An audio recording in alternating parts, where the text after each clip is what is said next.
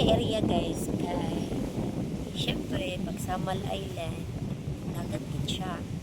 Tapos diri nga area ang bus diri ang side kay until 6 PM ra.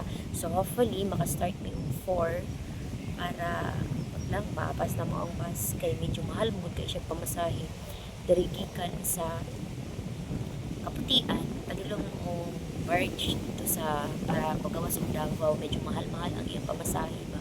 So hopefully maapsa na mo ang bus kay para makasakay din pabalik kay makasave-save yung pamasahe.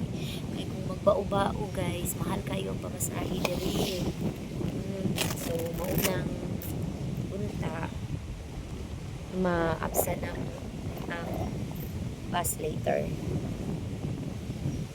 Sana. Hindi ko mag-sure kay murag dili jud. Okay, walking distance lang man siya gikan sa bus terminal diri sa Kaputian. Walking distance lang yun. Dali ra mga 10 minutes.